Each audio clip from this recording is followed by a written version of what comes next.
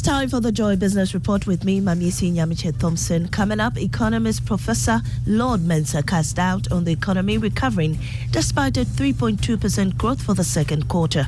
Also, some analysts project a marginal hike in the policy rate as Monetary Policy Committee of Bank of Ghana wraps up the economic review meeting today. And the Ghana Revenue Authority fights back claims of intimidation and harassment by members of the Ghana Union of Traders Association.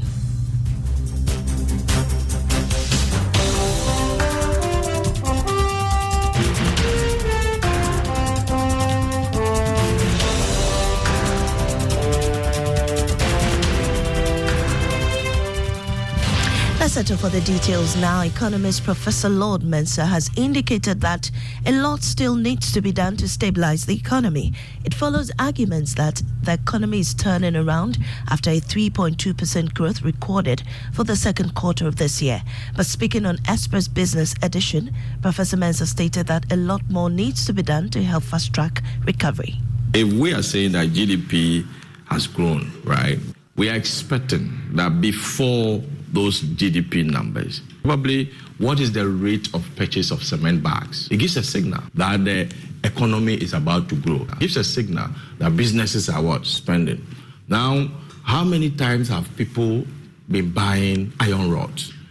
That means the person anticipates a very long-term word of growth. And as a result of that, they put in their money into buildings. These are things that we can use to determine, whether indeed the economy is growing. That is why earlier on I made a statement that the economy may be growing, but it is growing on government expenditure, not on business. So if we look at the GDP numbers for you, we shouldn't be so much excited about these numbers because in terms of the recovery, we are still nowhere near recovery. We've had GDP growth about 6.1 before. Yeah, that was the latter part of 2021. Yeah, and what did we see? And I always term it as an economy that is hanging.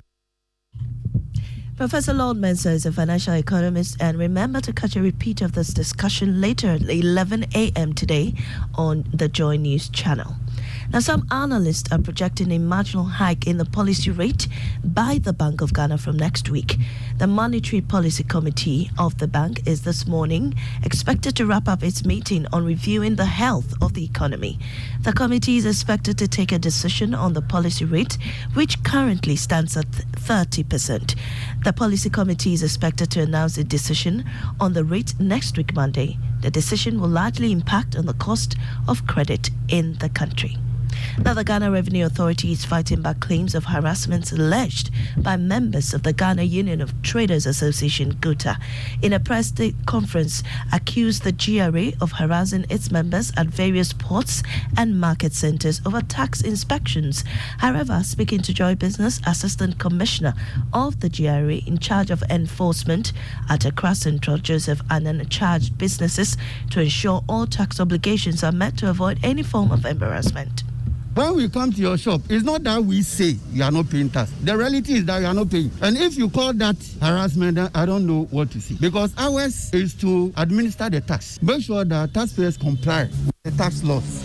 And that's what we are paid to do. We are paid from the taxes that you pay. We retain part of it to pay ourselves. So will you be happy to pay us and just sit in our offices? I don't think that is the way to go. You pay us to work, and that we shall do. So it's not about harassment. It's about whether you are paying your taxes. If you are paying your taxes, definitely, then there will be nothing like harassment. We are doing our job. And if you call that as harassment, then I don't know what to say.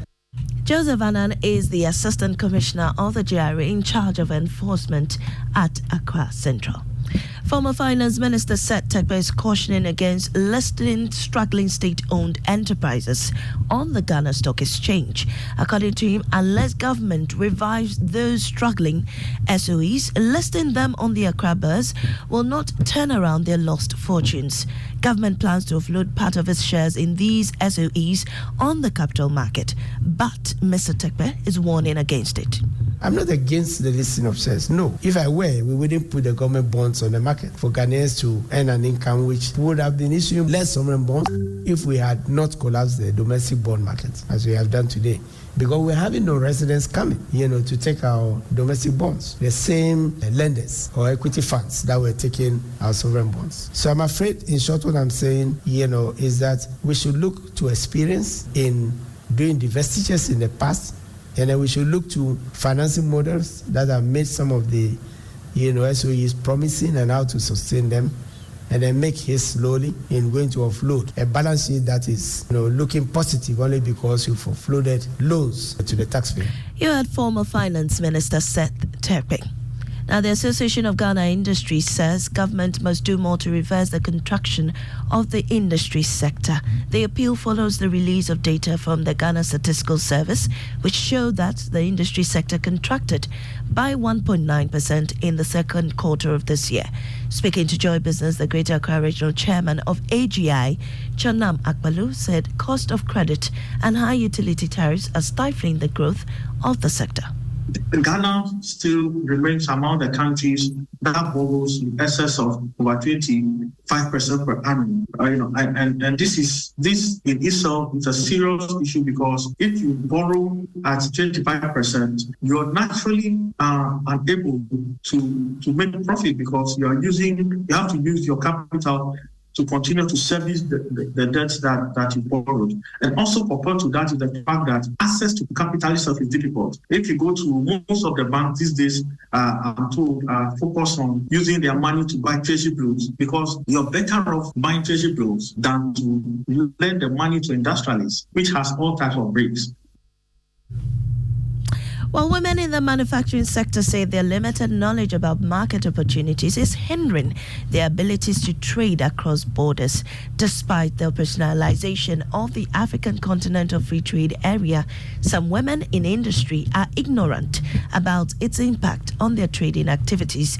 Today on Business Journal, Love FM's Mona Lisa Frimpong explores the situation.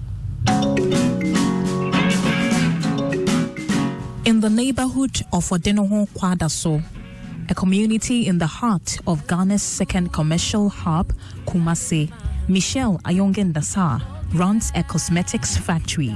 She refines and processes shea butter into skin and hair care products. Though she has clients abroad, her plans to increase exports are deterred by high shipping costs. The major issue with trade within the continent is shipping. It costs more to ship 2 kg to Nigeria than to ship to the UK. It's that expensive. Michelle has been attending training sessions organized by the African Continental Free Trade Secretariat in the Ashanti region of Ghana.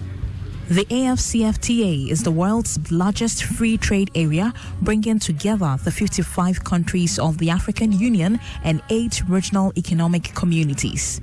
One of Michelle's banes to realizing her export dream is the cost of production. How are we going to compete with the others if Ghana opens up and I have a contract that I have to supply? I'm producing at a higher rate because even access to my funding is beyond 30%. As a requirement for trading under the AFCFTA, goods must be 60% Ghana-made. Fashion accessories company Gifted Hands sources its yarns and cords outside the country. Aisha Ababezi Akwete is CEO. When you are manufacturing, most of the items that we use to manufacture, it's difficult to get them from here because we don't have raw material manufacturing companies based in Ghana. Greenhouse farmer Olivia Amponsa Echampon needs financial assistance to operate an open house farm, but this may come at a huge cost. What we really need for expansion is financial assistance, being able to secure vast land, and even if you cannot produce, the cost of the structure is very high. We have an improvised way for the greenhouse structure with the bamboo, the woody, and the net. Product certification and export documentation are the most meticulous processes in the export requirement. Businesses bemoan the difficulty in entering the international market and trading with ease. But sometimes it's very difficult as a small scale to know your industry well to know what are the certificates or the certification that you need in order to upgrade from maybe the small to medium or to the commercial. In Ghana, among female business owners are semi-literate who bemoan limited access to information, custom regulations, and procedure. Semi-literates like Vivian Awache, a shoemaker for 17 years, cites literacy disparities as a major barrier. Especially young school kakrani saying, "Want to hosh." The end of the day, no more the bema or munim rofuka. For Joy Business, Mona Lisa Frimpong reporting.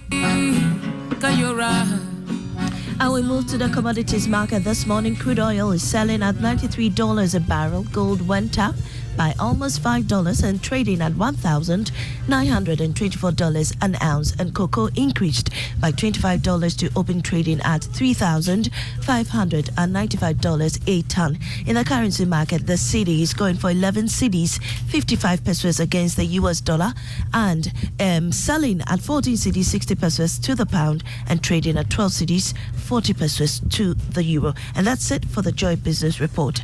I am Amisi Nyamiche Thompson. She is. Yes, you'll be back tomorrow with more. Amisi, thanks for that.